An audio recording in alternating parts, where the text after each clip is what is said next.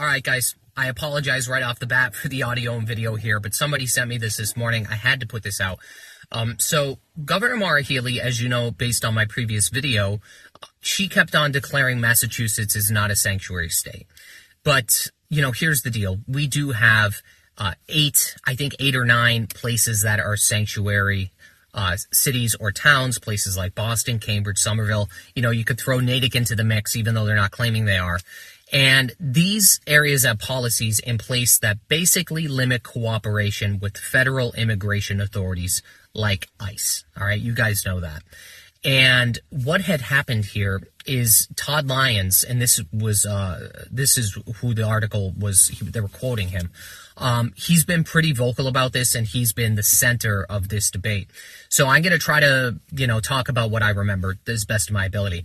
He basically said Massachusetts could do a lot more to help remove dangerous criminals. Okay, his words, not mine, right? If local law enforcement simply shared custody notifications with ICE. Again, transparency issue here, communication issue. He's not necessarily talking about mass deportations or random raids or stuff like that.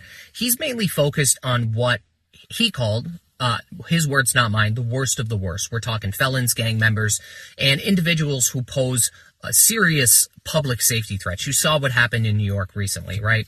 So this gentleman, Lyons, has a point that keeps coming up, and he's big on communication, as am I, right? He says it's not about making local police and law enforcement into immigration officers, right? It's about keeping those lines of communication open with them and, places like ICE, right? So Massachusetts law, bolstered by the Supreme Court in, I think it was 2016 or 2017, the court prevents local and state police from holding individuals solely on their immigration detainers, right? And that's a massive roadblock for ICE and adds fuel to this somewhat fire of this ongoing situation, right? So let's take it back to what Maura Healey said for a second, all right? She's in a tough spot, guys. On one hand, she says that violent criminals who are here unlawfully should be deported. Okay, she said something along those lines on one hand. But on the other hand, she's against what she calls roundups of people being suspected of being here illegally, like showing up at hotels or workplaces without the proper due process. Okay, so it's a very, very hard thing to balance.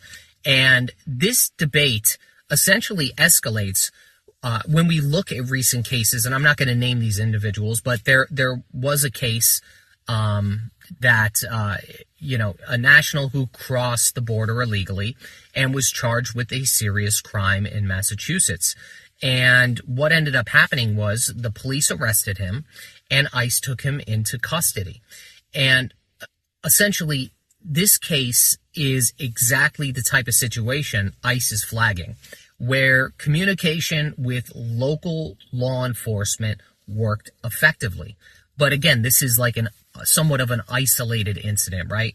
So I think from memory here, guys, I think that Lyons said that collaborations like this are the exception and not necessarily the rule. At least that's what it seems like. And then there's somewhat of a political layer here, right? So I forget the gentleman's name, but there's this organization called the Bostonians Against Sanctuary Cities, I think. And I apologize if I messed that up. And they argue, and I agree with this to a point, that right to shelter laws are outdated and are being overwhelmed by the sheer volume of incoming immigrants, right? And when you pass laws that there was a certain influx of people, and now there's just a massive influx, they don't necessarily apply as well. But there's a lot of issues with sustainability, with hospitals, schools, even local law enforcement somewhat gets overwhelmed here. So the big takeaway is that this is more than just like policies, right? This is a real life debate, issues affecting people, issues affecting safety and resources across all communities in Massachusetts. And both sides claim that they want public safety, but what is the path to get there? right? Neither know, well, I think one side knows the path to get there, but the other side doesn't. So what do you guys think? Should Massachusetts lean into these sanctuary city policies, right? Or should there be more collaboration with ICE on cases that are involving serious criminals? Okay, serious criminals here. I'm just curious what you guys think. I just wanted to put this video out there. Again, apologize for the setup, but yeah, that's it. I think that we need to work together. I think there needs to be more communication, and I ultimately think there needs to be some more transparency by our elected officials, and not only to the public, but also federal officers. All right, guys, I'll see you on the next one. Have a good Christmas. Bye-bye.